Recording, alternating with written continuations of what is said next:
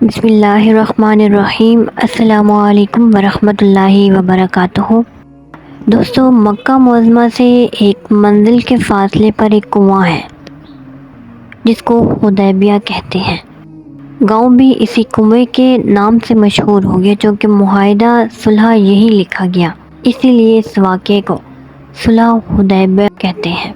تاریخ اسلام میں یہ واقعہ نہایت اہم، یعنی اسلام کی تمام آئندہ کامیابی کو دپاچا ہے، اور اسی بنا پر باوجود اس کے کہ صرف وہ ایک صلح کا معاہدہ تھا اور صلح بھی بظاہر مغلوبانہ تھی، تاہم خدا نے قرآن مجید میں اس کو فتح کا لقب دیا ہے۔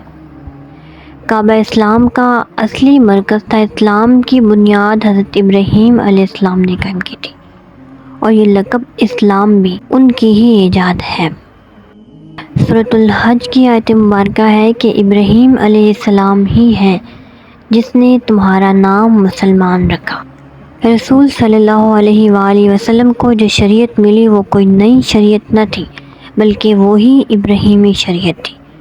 سورۃ الحج کی آیت مبارکہ ہے کہ تمہارے باپ ابراہیم علیہ السلام کا زمانے کے امتداد سے گو انہی کی اولاد بت پرست بن گئی تھی، تاہم کعبہ جو ابراہیمی یادگار تھا، عرب کا قبیلہ کہا، بلکہ وہ بھی قحطانی تھے اور جن کا سلسلہ نسب اس خاندان سے الگ تھا۔ عرب کے قبائل سال بھر آپس میں لڑتے رہتے تھے اور یہی غارت گریاں ان کی بقائے زندگانی کا ذریعہ تھی، کیونکہ ان کی معاش بھی اسی پر منحصر تھی۔ تاہم 4 مہینے تک جو شہر حرم کہلاتے تھے، تمام لڑائیاں بند ہو جاتی تھیں۔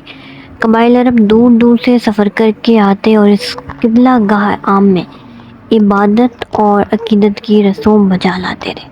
وہ قبائل جن میں سے ایک دوسرے کے خون کا پیاسا ہوتا تھا اب یکجا جمع نظر آتے تھے اور شیر و شکر ہو کر ملتے تھے، گویا کہ بھائی بھائی ہیں۔ مسلمان بجبر مکہ سے نکالے گئے تھے، لیکن یہ خیال ان کے دل سے نہیں گیا تھا اور نہ جا سکتا تھا کہ کعبہ پر ان کا بھی کم از کم اسی قدر حق ہے جس قدر اور باقی قبائل کا ہے۔ اس کے ساتھ مکہ سے مسلمانوں کو گو نہ گو تعلقات تھے اور وہ ان کا قدیم اور محبوب وطن تھا۔ مکہ کی یاد ایک پھانس تھی جو ہر وقت ان کے کلیجے میں کھٹکتی رہتی تھی۔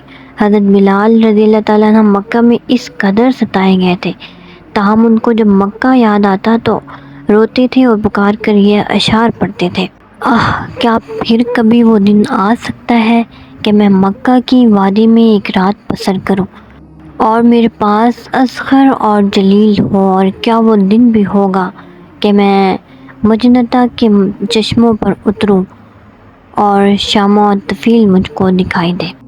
اکثر مہاجرین جان بچا کر نکل آتے تھے، لیکن خاندان اور بال بچے وہیں رہ گئے تھے۔ اسلام کے فرائض چہارگانہ میں حج کعبہ ایک رکن اعظم ہے۔ غرض مختلف اسباب سے حضور صلی اللہ علیہ وآلہ وسلم نے مکہ معظمہ کا ارادہ کیا، اور اس غرض سے کہ قریش کو کوئی اور احتمال نہ ہو، عمرہ کا احرام باندھا اور قربانی کے اونٹ ساتھ لیے۔ یہ بھی حکم دیا کہ کوئی شخص ہتھیار باندھ کر نہ آئے، صرف تلوار جو عرب میں سفر کا ضروری آلہ سمجھی جاتی تھی وہ پاس رکھ لی جائے۔ اس میں بھی یہ شرط ہے کہ نیام میں بند ہو، چونکہ مہاجرین عموماً اور اکثر انصار سعادت کے منتظر تھے۔ 1400 شخص اس سفر میں مرکب ہوئے۔ مقام ذوالحلیفہ میں پہنچ کر قربانی کی ابتدائی رسمیں ادا ہو گئی، یعنی قربانی کے اونٹ ساتھ تھے، ان کی گردنوں میں قربانی کے علامات کے طور پر لوہے کے نال لگا دیے گئے۔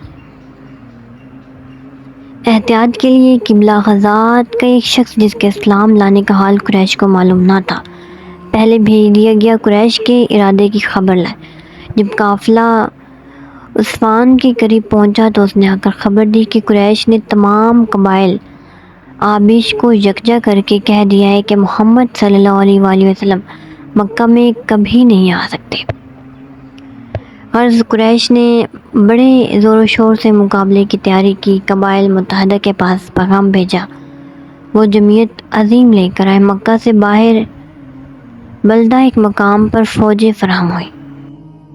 خالد بن ولید جو اب تک اسلام نہیں لائے تھے، 200 سوار لے کر، جن میں ابو جہل کا بیٹا اکرمہ بھی تھا، مقدمۃ الجیش کے طور پر آگے بڑھے اور غمیم تک پہنچ گئے جو رابغ اور حجفہ کے درمیان ہے۔ حضور صلی اللہ علیہ وآلہ وسلم نے فرمایا کہ قریش نے خالد کو تلیقہ بنا کر بھیجا ہے اور وہ مقام غمیم تک آ گئے ہیں۔ فوج اسلام جب غمیم کے قریب پہنچ گئی تو خالد کو گھوڑوں کی گرد اڑتی نظر آئی۔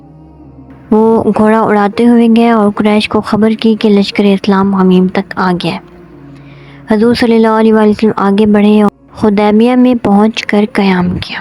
یہاں پانی کی قلت تھی، ایک کنواں تھا، وہ پہلے ہی آمد میں خالی ہو گیا، لیکن اجازت نبی صلی اللہ علیہ وآلہ وسلم سے اس میں اس قدر پانی آ گیا کہ سب سیراب ہو گئے۔ اس کا نیکسٹ پارٹ ہم لوگ نیکسٹ ویڈیو میں اس پر بات کریں گے۔ آئی ہوپ آپ لوگ کو سمجھ آئی ہوگی، اور اس ویڈیو کے بارے میں اپنی رائے کا اظہار بھی مجھے ضرور دیجیے گا، اور جو نیو آئے ہیں چینل پر وہ چینل کو ضرور سبسکرائب کریں، اور مجھے آپ لوگ کی سپورٹ چاہیے۔ تھینک یو سو مچ۔ اللہ حافظ۔